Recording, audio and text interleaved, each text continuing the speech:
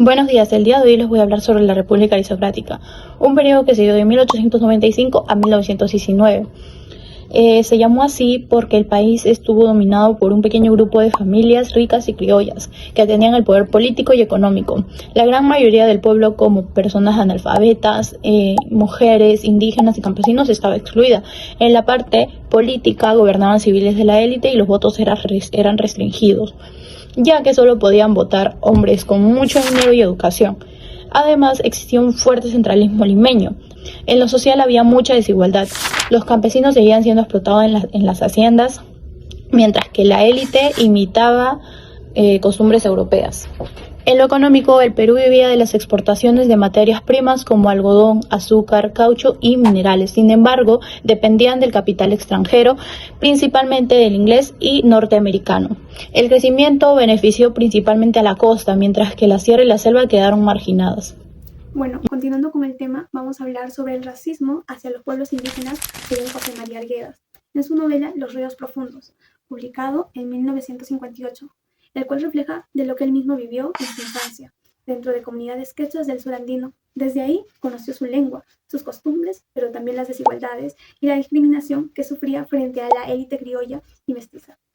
En la época aristocrática, este racismo se veía de varias formas. Primero, en lo político y económico. Los indígenas no tenían representación en sus tierras, ya que estaban en manos de hacendados y gamonales. Segundo, en lo social, ya que muchos trabajaban en condiciones muy vulnerables de casi servidumbre, con salarios miserables y una fuerte exclusión en la vida diaria.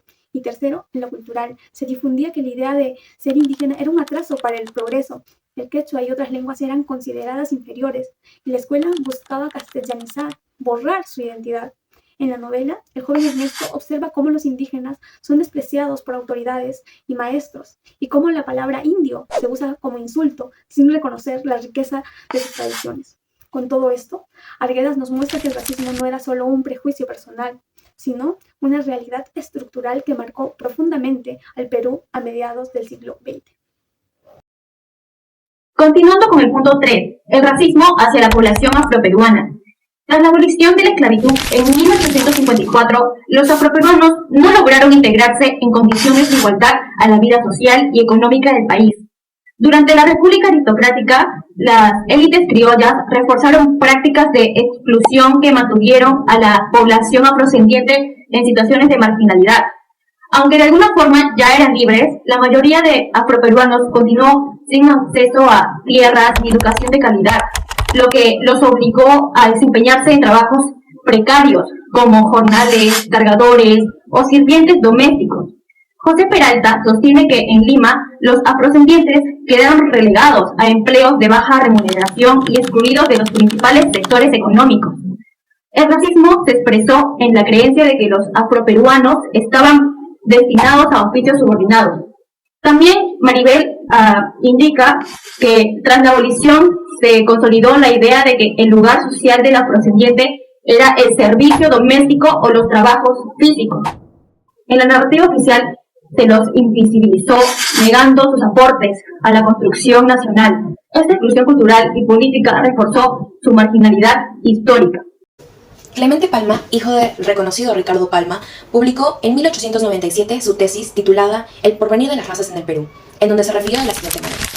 Los chinos contribuyen a la formación de un mestizaje horroroso que produce una degeneración de la raza. A falta de una inmigración blanca, civilizada, robusta y bella, nuestras poblaciones y campos se están llenando de una raza deforme, raquítica y viciosa que no cabe en nuestro país. Definitivamente este tipo de pasajes dejan entrever el contexto social y político en el que se vivía durante la República Aristocrática del Perú, en donde la exclusión y el odio antiasiático estaba totalmente normalizado. Como nos indica Pablo Macera, historiador, docente y político del Perú, los chinos fueron convertidos en los chivos expiatorios de una sociedad insegura. El negro podía olvidar su esclavitud despreciándolos, el indígena su servidumbre y el blanco su deuda histórica. Así todos descargaban sus frustraciones en esta minoría. Esto se refleja aún más en 1903, cuando se produce la peste bubónica en el Perú. A pesar de que no había muchos casos de personas asiáticas con esta enfermedad, se les culpó y se le empezó a llamar la peste amarilla, estigmatizando a este sector de la sociedad y publicando panfletos de odio antiasiáticos. Además, junto con los discursos de racismo intelectual promovidos por personas e intelectuales, este movimiento fue aún más normalizado y pasaba desapercibido en las calles. Definitivamente dejando entrever de que no solamente era cuestión de que la élite haga minoría a un pequeño sector de la sociedad, sino que este racismo pasaba desapercibido en las calles. Durante la República Aristocrática, el racismo no solo predominó en lo político y en lo económico, sino que este también llegaba a las aulas y en lo cultural. Y todo esto debido a que la educación fue diseñada para mantener a la élite en el poder y dejar en desventaja a los pueblos indígenas y a los afroperuanos. Pero para entenderlo mejor, Nelson Manrique nos explica que las escuelas de antes no solo no brindaban oportunidades a los más pobres, sino que este no daba una educación de calidad, eliminaba sus saberes previos y además su lengua. Y todo esto debido a que se creía que lo occidental valía la pena o era lo mejor. Además, Gonzalo Portocarrero nos explica que el pensamiento de la élite era que para progresar el Perú necesitaba blanquearse en sentido de lo biológico y de lo cultural. Es decir, se pensaba o se creía que los indígenas eran un obstáculo o un problema para el progreso. Es así que la educación buscaba castellanizar a los niños, borrando poco a poco su identidad. Pero esto cambió después. Pues con Leguía, aunque se hablaba de una modernización del país, en el campo las escuelas seguían abandonadas y donde sí había educación solo se recibía una educación para imponer una cultura occidental y hacer invisible lo indígena. Y por si fuera poco, la cultura repetía esos prejuicios. Como dice Alberto Flores Galindo, en esta época se pintaba que el indio o el indígena se percibía como alguien atrasado e incapaz de ser ciudadano. Para finalizar, estamos en las conclusiones de este tema tan interesante que vimos viendo, que es el racismo de la República Aristocrática. Esto no desapareció con el cambio de gobiernos que hubo. En sí, esto creó desigualdades que se arrastraron todo el siglo XX y que aún actualmente están presentes. La élite criolla construyó un país pensando para pocos, dejando fuera a indígenas, afrodescendientes e inmigrantes asiáticos en la educación, la política y la economía. Esta exclusión dio origen a los movimientos sociales e indígenas que comenzaron a exigir pos y derechos. Incluso en el Onciano de Leguía, como vimos, hubo unos intentos de integración, pero la marginación continuó. El racismo también se veía en la familia cotidiana. En Lima, muchas familias llamadas clase media pobre sacrificaban su bienestar general solo para poder aparentar ante una sociedad, porque la sociedad en ese tiempo valoraba más el apellido y el color de piel que la realidad material.